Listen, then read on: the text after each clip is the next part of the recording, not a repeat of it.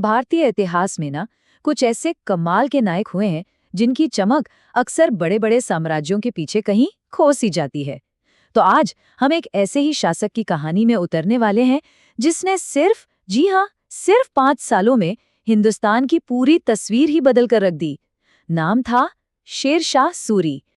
जरा सोचिए, सिर्फ 5 साल का शासन, लेकिन काम ऐसा कि उसकी विरासत सदियों तक चलती रही। और मजे की बात यह है कि उन्होंने ऐसे ऐसे सुधार किए जिन्हें बाद में महान मुगल सम्राट अकबर ने भी अपनाया, और क्रेडिट वो ज्यादातर अकबर को ही मिल गया। तो सवाल ये उठता है कि आखिर कौन था ये दूरदर्शी शासक जिसकी बनाई नींव पर मुगलों ने अपनी इतनी बड़ी इमारत खड़ी कर दी। तो चलिए शुरुआत से शुरू करते हैं।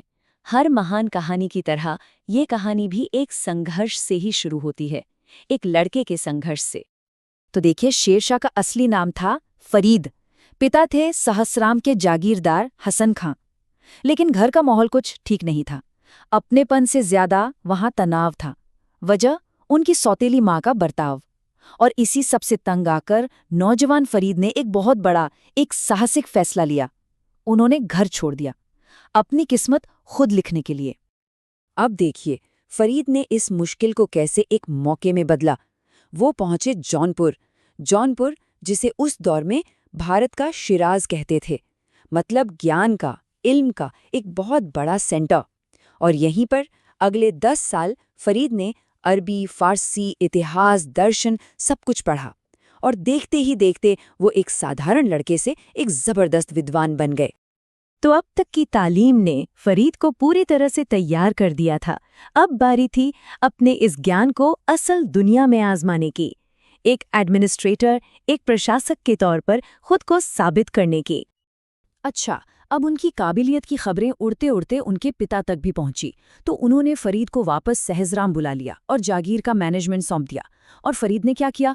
उन्होंने इस मौके को दोनों हाथों से लपका। उन्होंने सबसे पहले अपनी प्रजा के बारे में सोचा, करप्ट अधिकारियों पर नकेल कसी और इतनी शानदार तरीके से जागीर संभाली कि बहुत जल्द वो लोगों के हीरो बन गए। पर कहानी में एक और ट्विस्ट था। उनकी ये बढ़ती ही पॉपुलैरिटी ही उनकी दुश्मन बन गई। वही सौतेली माँ। उनके षड्यंत्रों ने बाप बेटे के बीच फिर से दीवार खड़ी कर दी। और नतीजा, एक बार फिर फरीद को अपना घर छोड़ना पड़ा। और यहीं से उनकी किस्मत ने एक ऐसा मोड़ लिया जो बिल्कुल फिल्मी लगता है। हुआ ये कि वो बिहार के सुल्तान की नौकरी में थे। एक दिन शिकार पर सुल्तान का सामना सीधे एक शेर से हो गया। जान खतरे में, लेकिन फरीद ने अपनी जान की परवाह नहीं की और सुल्तान को बचा लिया। बस उनके इस कमाल के साहस को देखकर सुल्तान ने उन्हें एक नया नाम, एक नया खिताब दिया, शेर खां। अब देखिए, शेर खां कुछ वक्त के लिए मुगल बादशाह बाबर की सेना में भी रहे। और ये वो टाइम था जब उन्होंने मुगलों को बहुत करीब से देखा, उनकी ताकत को भी और उनकी कमजोरियों को भी। वो अपने दोस्तों से अक्सर कहते थे, ये मुगल लोग, इनमें न तो एकता है न डिसिप्लिन, और इसी बात का फायदा उठाकर इन्हें हिंदुस्तान से बाहर किया जा सकता है। देखिए, ऐसी प्रतिभा और ऐसा एम्बिशन भला कब तक छिप सकता था? खुद बादशाह बाबर की नज़र उन पर पड़ गई। बाबर ने उनकी काबिलियत को तुरंत पहचान लिया और अपने मंत्रियों से कहा, इस आदमी पर नज़र रखो, ये बहुत चालाक है। बाबर समझ चुका था कि शेर खां सिर्फ एक मामूली दरबारी नहीं, बल्कि आने वाले कल का बादशाह है। और हुआ भी वही जिसका बाबर को डर था। शेर खां ने मुगलों को हराया और अपना साम्राज्य बनाया, एक ऐसा साम्राज्य जिसे आज भी उसके कमाल के जस्टिस सिस्टम के लिए याद किया जाता है। तो चलिए देखते हैं, आखिर क्या था इस न्याय व्यवस्था में इतना खास। चलिए एक सिचुएशन सोचते हैं। मान लीजिए किसी गांव में कोई क्राइम हो जाता है, कोई चोरी या मर्डर। तो ऐसे में कानून क्या करता था? सबसे बड़ा सवाल तो यही था कि इसकी जिम्मेदारी किसकी होगी। यहाँ शेरशाह ने एक ऐसा सिस्टम बनाया जो आज भी हैरान कर देता है। सिस्टम था अकाउंटेबिलिटी का। अगर गांव में कोई भी क्राइम हुआ तो उसकी सीधी जिम्मेदारी गांव के मुखिया यानी मुकद्दम की होगी। और अगर वो मुखिया अपराधी को पकड़ने में फेल हो गया तो सजा भी उसी मुखिया को मिलेगी। सोचिए, बस इस एक नियम ने पूरे लोकल एडमिनिस्ट्रेशन को बदल के रख दिया। और ये सिस्टम इतना असरदार था कि उस दौर के इतिहासकार लिखते हैं कि एक बूढ़ी कमजोर औरत भी अपने सिर पर गहनों से भरा संदूक लेकर बिना किसी डर के सफर कर सकती थी। ये एक लाइन ही काफ़ी है ये बताने के लिए कि उनका जस्टिस सिस्टम कितना कामयाब था।